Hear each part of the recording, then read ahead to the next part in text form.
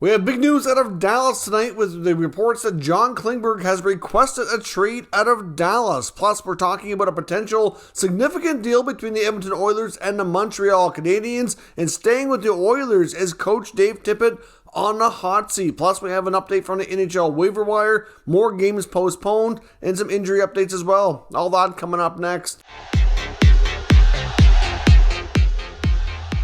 So welcome back to another video here at Top Shelf Hockey. As I mentioned, we have a variety of NHL news and rumors to talk about here today. Let's kick things off with the news we got from the waiver wire earlier. Toronto Maple Leaf forward Nick Ritchie did in fact clear waivers this afternoon, so the Leafs do not lose him to another franchise.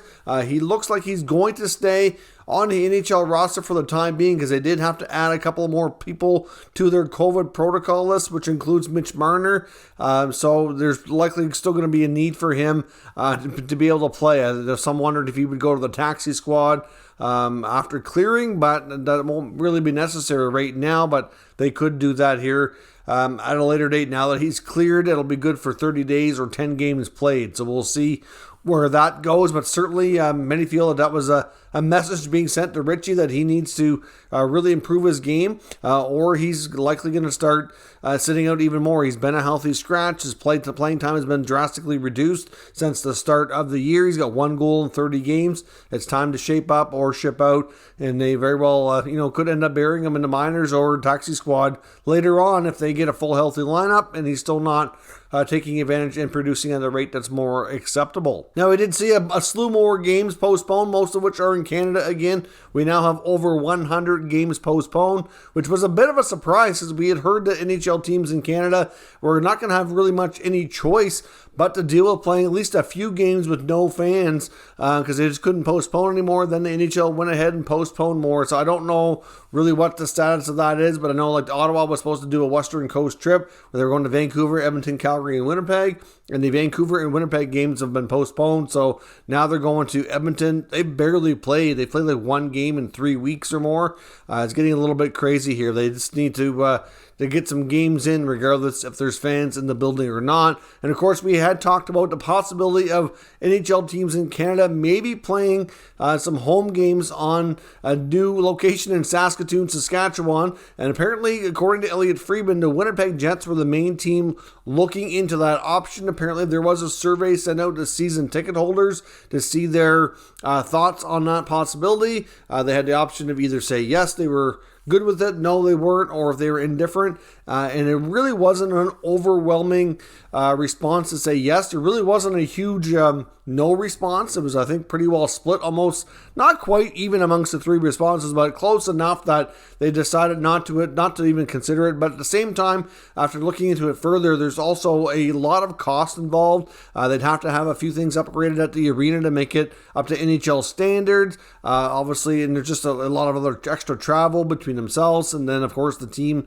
that they're playing against, and it's just a lot of extra cost between that and the fact that they weren't really completely sold on the idea. It just didn't really make sense to push it any further, but nice to see some people kind of thinking outside the box and trying to find solutions here. At the same time, even though there isn't event capacity restrictions in that province right now, their chief medical officer of health, the chief doctor looking after the public health stuff, did make comments today saying that they really need to reduce going into large gatherings stuff, even though there's not an official rule in place. So that kind of went against things as well. And then on top of that, there is a pretty, high amount of COVID and high infection rate in the area. So it's not really sure it's really any safer. It's just a matter of restrictions. So we'll see where that goes, but it doesn't look like it's going to lead to anything at all here in the short term. Now, we do have a pretty significant injury, which could be a big blow to the Minnesota Wild. Of course, in the Wild and Bruins game last night, we saw Kirill Kaprizov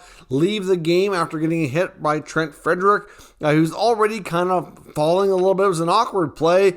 I don't really think there was anything intentional to hurt him or anything from Frederic's part. We're not expecting any kind of supplemental discipline, but Kaprizov, I know, was originally seen heading down the tunnel holding his arm. Looked like probably a shoulder injury, but we don't really know at this point. Coach Dean Evison didn't offer a lot because it sounds like they're probably, based on their schedule here, going to have a bit of a break coming up, and all he kind of said was hopefully that'll be good for him, and didn't really give a definitive timeline, so we really don't know how serious it is, except that I know I've seen Michael Russo reporting that from what they were hearing, it didn't look good. So that could be a real big blow when it comes to the Minnesota Wild, who's been having a real solid season here so far. Now, one other interesting big piece of news that came out tonight from Dave Pagnotta, the fourthperiod.com, was Dallas Stars defenseman John Klingberg apparently wants out and would like to be traded from the Dallas Stars organization. Now, of course, he's a pending unrestricted free agent, right shot defenseman, 29 years old, put up 40 to 50 points numerous times, and is not making a ton of money. His next contract will be his big cash in. He's only making like $4.25, I think it is, $1 million that he signed on a 7-year deal coming out of his ELC contract. So clearly they got him on a pretty team-friendly contract, which he greatly exceeded early on after showing great promise in his young, first couple of years in the NHL here. So Klingberg and the Dallas Stars, apparently, this is not even a new piece of news. It's just becoming public now. But apparently we've heard that Pagnotta said contract talks between Klingberg and the Stars, which we know haven't really been making progress for some time earlier on in the season, kind of hit a wall, and then that's when the trade request was made. But at that point, Dallas, I guess they're not really in a rush to try to trade him, and they kind of want to see where things go before they kind of make a decision on that. But of course, the Stars have been a very inconsistent team this year. They do have a potential path to make the playoffs, but it's really hard to say. A lot of people are watching Dallas closely because it's not just Klingberg either that have, a pending UFA status on that team, that it could be a potential player that's moved if they're not going to be making it, or if they're deciding to sell players off. Like Joe Pavelski is another one. I know I had heard comments from him expressing interest in re-signing there, but still doesn't mean they couldn't move him and then re-sign him later. He's having a good season, and Pavelski's got a great history. Why wouldn't he want to go chase the Stanley Cup? It's something he does not have on his resume here as of yet.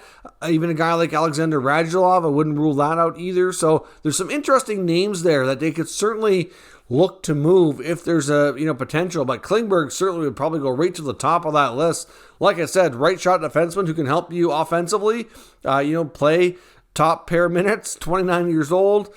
Who wouldn't be interested? I think there'd be a lot of teams lining up, and pretty much most going into the playoffs be interested in see what kind of deal they could get. Now, of course, when you have a pending UFA situation, it's not really the most common type of thing that you see a player requesting a trade. Normally, they just kind of ride things out and they'll sign elsewhere in the offseason. So it makes you wonder maybe what's the motivation behind the trade. Maybe he was, feeling that there would be a better shot at getting into the playoffs this year and having a shot to chase the Stanley Cup somewhere else. That's the only thing we can really think of, or unless, contract talks really went that poorly that he just wanted out of there as soon as possible, which, could be the case too. We really don't know how everything went and what exactly was said and all that, but you have to think between the other big contracts they've signed on the blue line, like I said in this past offseason, it was pretty much a given to me that it was going to be almost impossible to bring John Klingberg back. I mean, obviously that massive contract to Heiskanen, not that he didn't deserve it, but that's a massive deal. That's going to be, eating up a lot of cap space. They got Esa Lindell signed, on a pretty good contract for a number of years, and then they went out and signed Ryan Suter, who was, obviously unexpectedly let go by Minnesota on a buyout, and then he goes down to Dallas, and that's a case where they signed him for multiple years too. Like to getting him those three guys along with Klingberg, who's reportedly looking around $8 million a year. Like that's way too much money for your top 4D, and with all the other money they've got tied up in the forward group and goaltenders, like it's just not really feasible for them to be able to pay Klingberg anywhere near that. And I believe there was reports saying that they were closer to like $5.5-6 million. Like there was quite a gap between what Klingberg wanted and what Dallas was offering earlier in the year, and there's just no way that he was going to accept that with what he's achieved and the numbers he's put up in his career here, especially in the last 4 or 5 seasons. So certainly this will be a situation to watch out for. Now that this is public, there's probably bound to be even more interest. Pagnotta reported that the Dallas Stars certainly have already been getting some feelers and some calls to kind of gauge interest on potentially trading this player. We've mentioned him a few times before because other NHL insiders as well has talked about Klingberg being a potential trade piece, but a lot of that revolved around the fact of what Dallas will do, because we don't know if Dallas is going to be a playoff team as of yet. There's still lots of games left, and even though they're not having a phenomenal year, there is a path to the playoffs. So would they consider using Klingberg as their own rental, or if they know they're going to lose him as a UFA in the summer, would they just make a trade to get something in return and do the best they can? Because really, at the end of the day, if you're squeaking into the playoffs, you're not really looking, those aren't the teams you see kind of making big moves to add, right? So does it make sense for them to use their own rental? It's debatable. I'm not really sure that it does.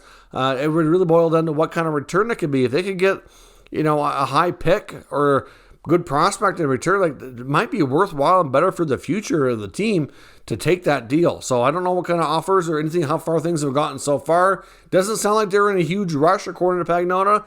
They want to wait a little while and see if they're going to be a playoff team or not. But like I said, to me, it makes sense to make the move either way, unless they absolutely go on a tear and they're going to be one of the top teams in the Western Conference. But I don't see that happening either. So Klingberg, to me, does seem that much more likely to be traded now than based on the last time that we've touched on this topic. Now, the other big thing I want to talk about here today is Edmonton and then the connection between the Edmonton Oilers and the Montreal Canadiens. Now, of course, we know that the Oilers are on a bit of a skid lately. Obviously, don't have very many wins in their last 10 to 12 games. Things have not been going well.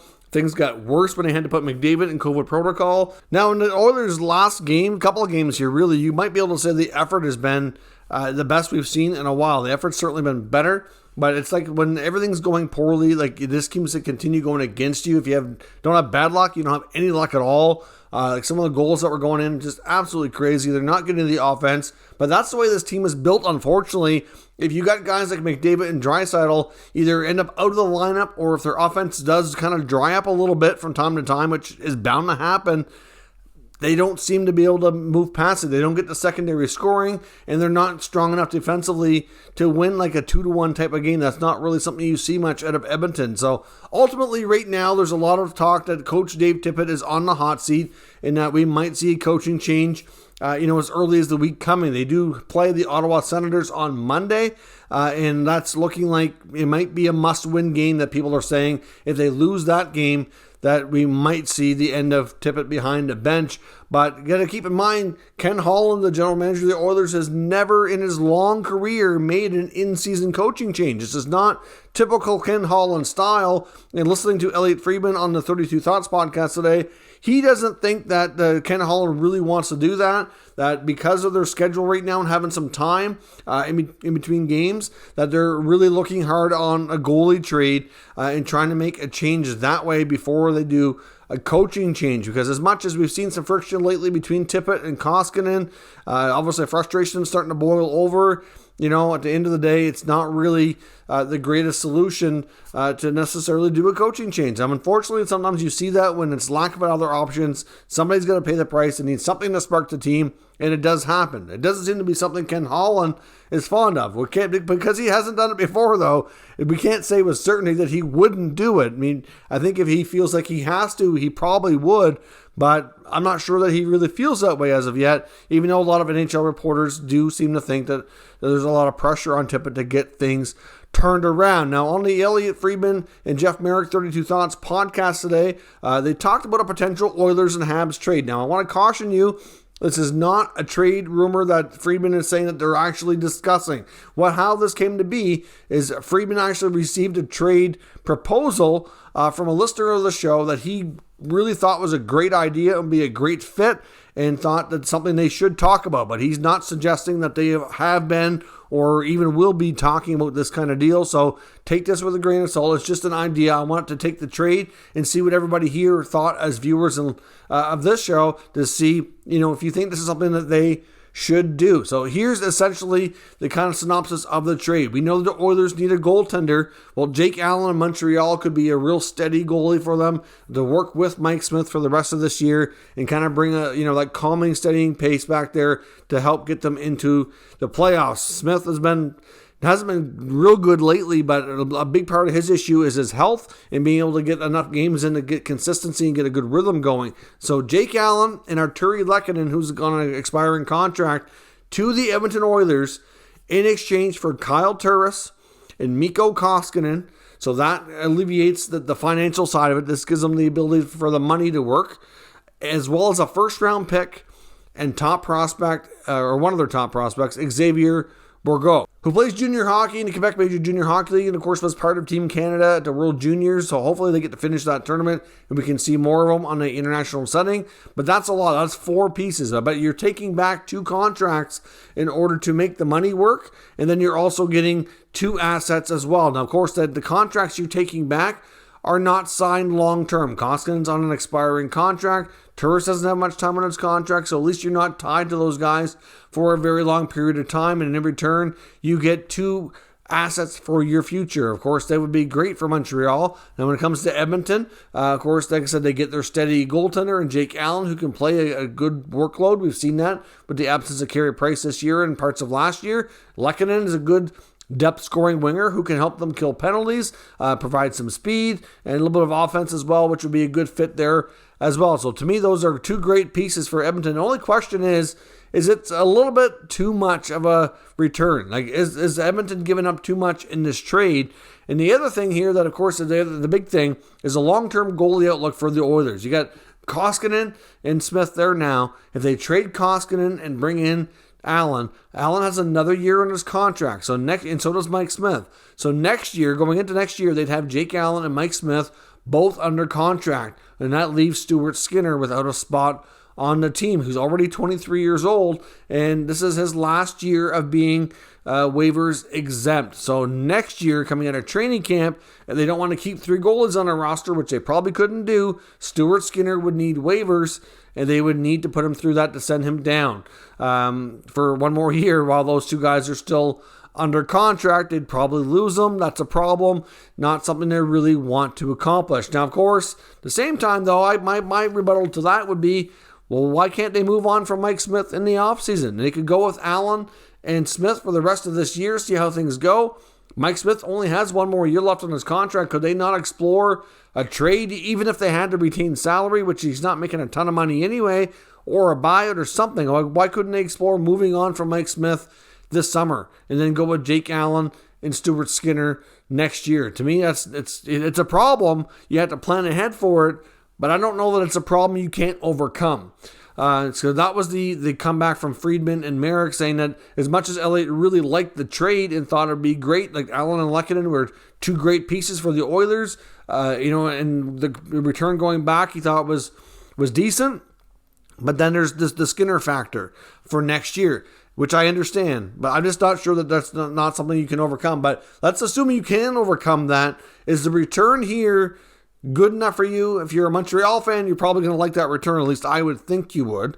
And of course, you don't know what's going on with Carey Price. There's still a big question mark in that regard too, right? You know that Montreal looks like they're very much heading down the road of a rebuild. So let's say that even if they did trade Carey Price separately, probably in the offseason, if they did, if you go on the assumption that he's not going to be there, which we don't know yet, then you could certainly go with a goaltending tandem next year. You'd have to go into free agency and find a veteran goaltender on a shorter term contract for a couple of years, a year or 2, and then maybe bring along Caden Primo to be the backup and let him start getting some more NHL reps. To me, that would make sense. If the team isn't going to be overly good and you're going to be going down the rebuild road, that would be, maybe something they could explore. I'm not sure. But of course, we don't know the Price future, and we don't know what he plans to do. If he wants to trade, does he not want to trade? What's going on there? Lots of question marks. But for right now, this deal does make a lot of sense. So let me know what you think, though. Is this something that we should see Edmonton and Montreal discussing further before the deadline to make happen? Let me know your thoughts down below, and we'll discuss further. If you're new to this channel, make sure you subscribe and stick around. We'll keep you up to date with all the latest news, rumors, and analysis on all 32 NHL teams. Thank you for watching, and I'll catch you next time.